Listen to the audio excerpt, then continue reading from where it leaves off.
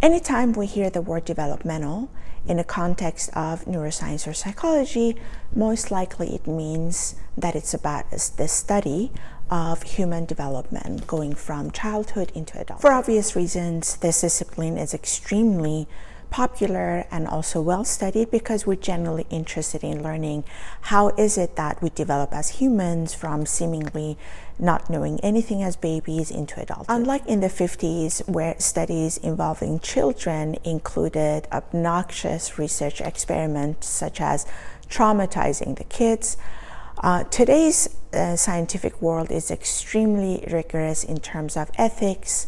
And so for that reason, these studies that come out where they include children are very, go through a lot of ethics process. And so when a study comes out that includes studying the brainwaves of kids, we pay attention, especially if they are published, because we know that they are legit and they've gone through a lot of scrutiny to get published. And today we're going to cover one of those studies that was most recently published that has to do with the developmental phases in children and looking at their brainwave activities during the working memory tasks. In this study, they took children from ages 16 to 14 years of age, and they tested their working memory while measuring and tracking their brain waves through the MEG devices. And one of the major research questions that the scientists had was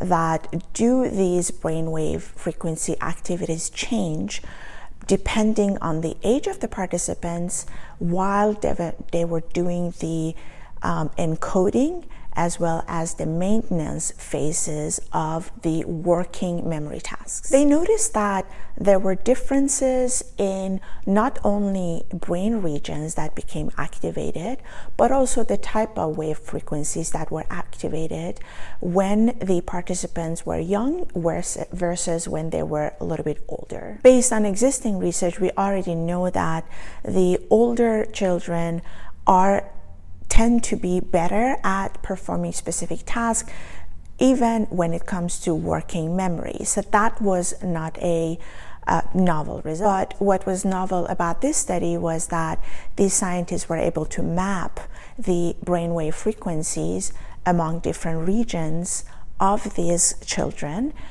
based on their age and based on the working memory tasks that they were conducting. Within all of these participants, whether they were younger or older, both theta wave frequencies as well as alpha wave frequencies were mostly activated. But the older participant appeared to show more of alpha throughout these experiments than the theta. And if you remember, alpha frequencies are a little bit higher frequencies than theta. So it appears that the level of frequency is somehow correlated or associated with the age of the participant. During the encoding phase of the working memory, age appeared to be associated with alpha wave frequencies, which is higher than theta, where these alpha waves were also associated and were more active in the left hemisphere in specific regions that we already know has to do with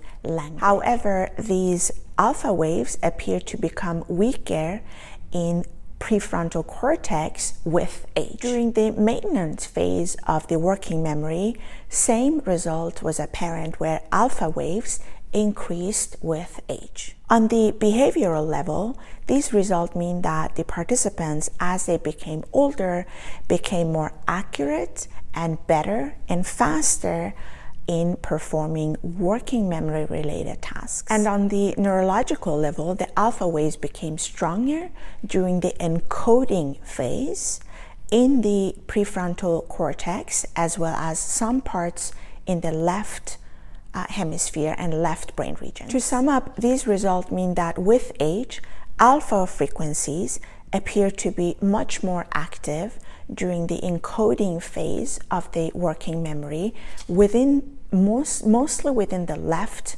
side of the brain, which indicate a maturation of the brain during these developmental phases when it comes to working memory. On the other hand, when it comes to the maintenance phases, it appeared that these alpha waves still increase, but now they were more likely to be seen on the right side of the brain, or the right regions. These age-related changes in brainwave frequencies, such as in theta versus alpha, during these different developmental phases, when it comes to either encoding or maintenance phases during the working memory, are extremely crucial for future research purposes, because these lay the foundation as to what happens at the brainwave frequency level when we learn at those early stages in our lives.